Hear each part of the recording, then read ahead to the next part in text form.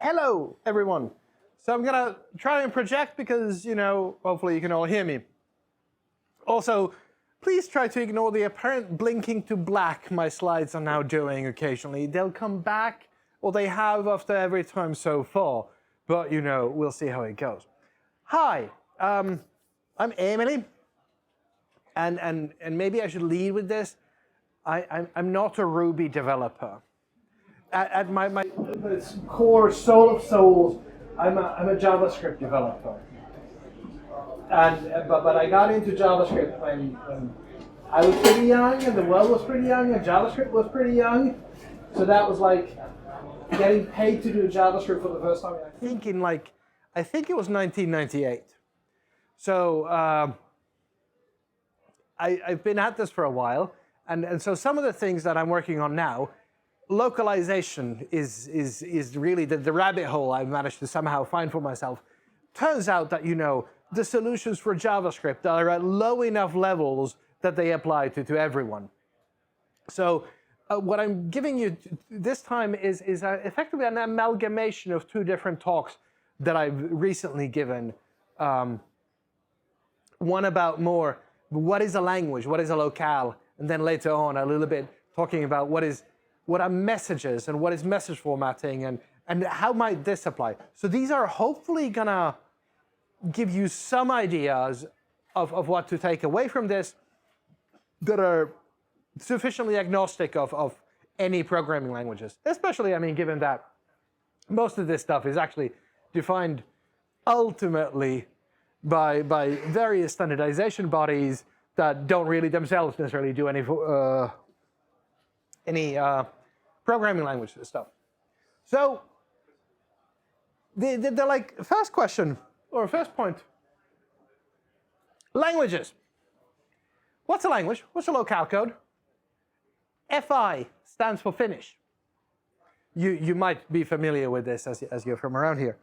And effectively, if you ask for the FI locale, what you actually end up getting normally is the sort of maximization of this, which is FI-FI, which is Finnish as spoken in Finland.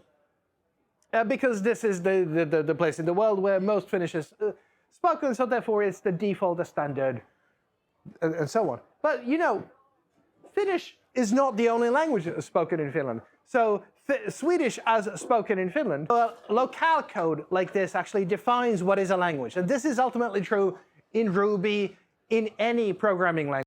Now, locale code like this is made up of a couple of different parts that are themselves standardized. The language part, the first part there, is an ISO 6391 language code. And the second part is normally an ISO 3166-1 Alpha 2 country code, which together make up this IETF Best Current Practice 47 language tag. This is a language. You don't normally think of a language as this is the thing, but this is effectively what the computers, all of them, in all of the systems, all of the programming languages understand. This is a language. They have an identity. And this is actually kind of important for certain things. Because fundamentally, what do you get when you ask for English? And the answer here is that you get American English, because that's the default. However, American English is kind of weird. And it is not necessarily the best baseline for when you're building and when you're talking English to anyone except in the physical United States of America. So still, that's what you get when you just ask for English because of history, because the Americans don't want to change any defaults ever. So you get date formatting like the Americans do. So that's month, day, year, because this makes sense or something. But the thing is, there's all sorts of Englishes you could be asking for. EN.-FI is an actual language code. English as spoken in Finland. And there's like literal data for this. And this is, I know this is the fact, and I know that is exactly what you get as the day formatting if you ask for English as spoken in Finland, which is 21-02-2024. At least it's like month, day, year, but suboptimal in certain other ways. A thing like English as spoken in Finland is, shall we say, it's a little bit niche. But it turns out that you put a niche like this and next to English as spoken in Belgium, English as spoken in Germany, and English as spoken in other places. And you get this whole picture where it makes sense to have these niche definitions, mostly because somebody gets the, enough energy to say that, really here, we speak English in this way. So let's define this thing. And the place where all of this is defined is the Unicode Consortium's Common Locale Data Repository.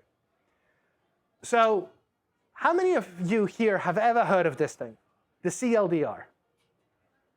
There's like 2 hands. Was that a hand or which is, okay, 2 hands, which is honestly like 1 or 2 more than I was expecting, but this is great.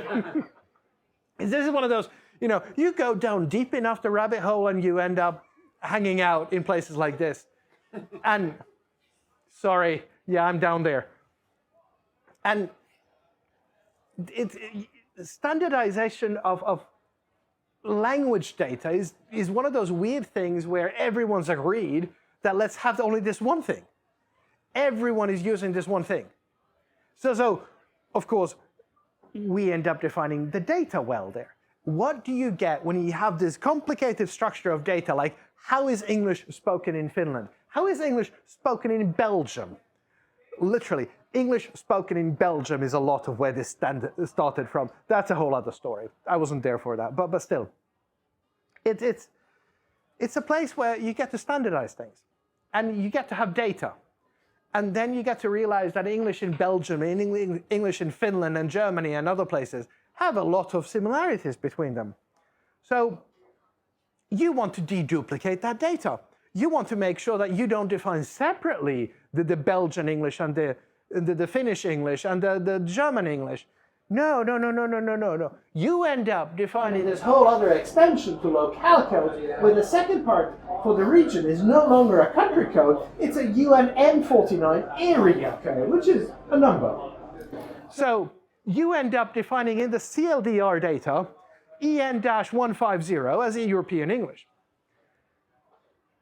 And that's where the 21-020-2024 is, I think, coming from, or it might be coming out, I can't remember exactly. The thing is, this is a thing that exists. And the weird thing about this thing is that you've done this thing because you want the data to be simple and, structured and nice and object-oriented or whatever you want to call it. But you've done it in a place where everyone's relying.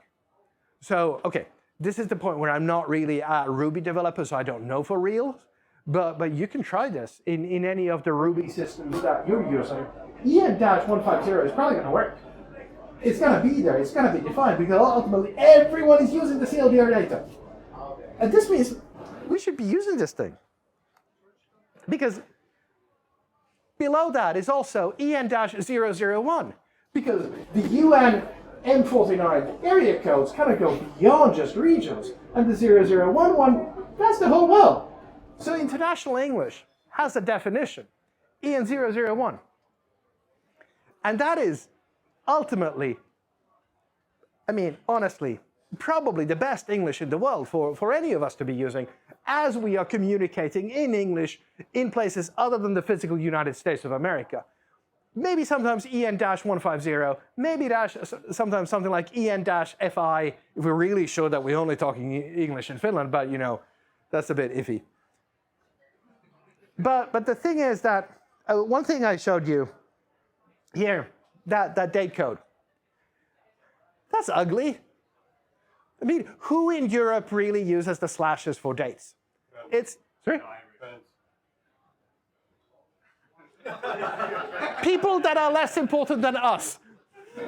So my point is that if you care about things like this, the CLDR does have an issue tracker. I'm not going to link to that directly or anything, because that would be rude. But you could go find it and complain there that this European English really should use a different thingy for like a dot, like sensible people, for separating the date time components. And this might have an effect. This is the part of the talk where I'm saying you could do a thing, and you know it's not on me, but you know if everybody or many people do a thing, then something might happen. But yeah. This was part one of the talk. This is what a language looks like. This is the English you should be using. And ask your systems for EN-001. You'll probably get it.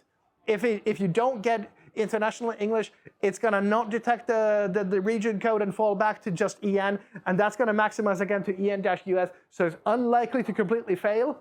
But it's also likely to be a better English than American English, which is what you get if you just ask for English. So, you know, ask for a better English. That was my first talk. The second talk is, second part of this is more the core of what I've been working on for the past like 4 or 5 years, which is a lot of my work is in standardization. A lot of it is in the Unicode consortium, where one of the big projects we've been at for the last 4 years or so is defining a new standard for message formatting for localization. How do you say that? How do you form a message saying you have no new messages? You have 1 new message. You have 3 new messages. How do you structure messages that support systems like this? How many of you have a need sometimes for formatting messages like this? I'm very happy about this number of 5. There are some decent solutions in Ruby that I've looked at. I don't know how good they really are on the inside, how really well they work. Again, not a Ruby developer.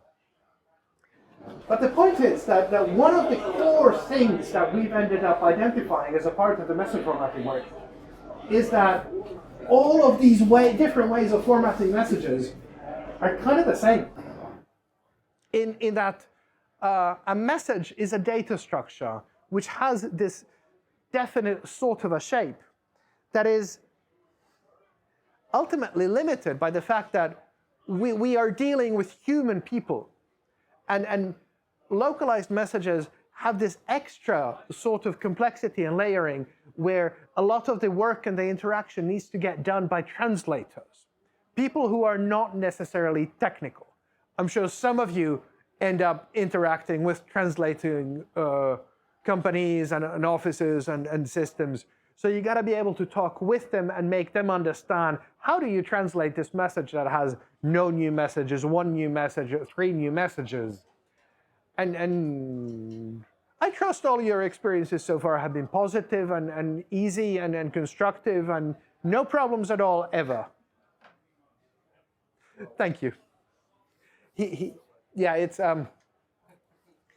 there are places like many things work nicely with whatever you've got, and we're with the work in Unicode and with message format 2 as an upcoming standard. We're coming up with a better syntax for expressing all of this, but ultimately.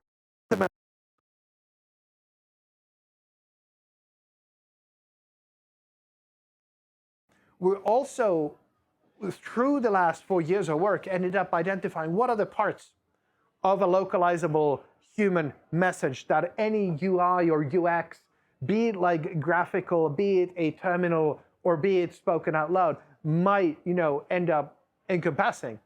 And the number of things working around that is actually quite limited. You've got variance in messages, 1, 0 or 1 or 3 or more, or other counts of messages. You've got placeholders in the middle of a message that you can be working with, and sometimes you can have markup, like click here to continue, where the here must be the text of a link, for instance, in HTML or otherwise. And then within an expression itself, you can have an argument, something that you're formatting in a text, and you can have some sort of understanding of how are you supposed to understand this argument in this context, an annotation on it. This is a number, this is a date or something else. And you can have inputs that you give to a message, like the number of messages that you're formatting, and you can sometimes need to create some variables within the message itself to use. And that very short description, which sounded like I was summarizing a lot, ends up being the whole sum of what you need to define a message. And the key thing that is, for a weird reason, somehow a novel discovery here, is that this is a sufficient model for representing all messages that you currently have in any of your systems for localization, as well as any other system of messages for localization. And this means that all messages are like all the other messages. Right now, many of these systems get text, ICU message format, Project Fluent, I don't know what else any of you might be using. All of them ultimately are representable in many of the other ones if you do a proper sort of mapping. But the proper sort of mapping is kind of hard. So we've ended up, this is in TypeScript, sorry about that, defining or more like finding a set of interfaces and data structures that are sufficient for representing a message. I'm not going to go through all of this because there's this page, and then there's that page, and that's it. That's like the whole data model for representing all messages ever. Which, the point here isn't the specifics of what I've got on the screen. The point here is that that's all it really takes. So whatever system for localization for message formatting you have now, it's not really actually computationally difficult to transform that system and the data in there to any other system. It's just that the tools for it and a common language like this for representing that structure hasn't been a thing so far. Well, here, you have it.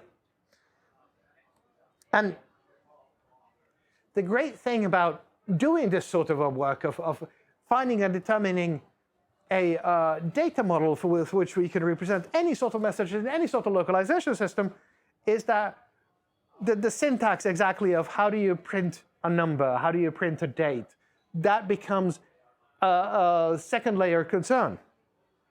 And you end up with a system where you can, build tools that do the Unixy thing of doing just one thing and doing it well, and before you can pass it on to others. And as I mentioned earlier, you can migrate whole localization systems from whatever you have to for example, the message format to beautiful new world that we're building, but which is going to, of course, take a decade because localization stuff takes like ages to have anything happen. And that's why I'm talking about this part of getting this seed of an idea into your heads that messages are fungible. Messages can be represented, the same message can be represented in multiple different ways, and you can deal with this, and you can transform them from one representation to another, as, for example, you're presenting them to translators or otherwise. And you can do cool things. You can do all the things. And so one of the things we're working on here is extending what do you really need to format a single message to what do you really need to format a whole bunch of messages, or how do you need to deal with localizers, translators who need to take that in and understand what is this message, like what does cancel mean in this particular context, and what's okay, and what's yes and no in this particular place. How do you communicate this? So we're extending the data model to go a little bit beyond what's really in the message itself. And that's it. That's kind of what I thought I'd monologue here about. It's a little bit random. My hope here is that some of this kind of stuck in your head at least a little bit. Because also, we are in Finland, and good grief, how many of you ever work in a system that only deals in one language? You very brave. Is that language English? Yes. Which English is it?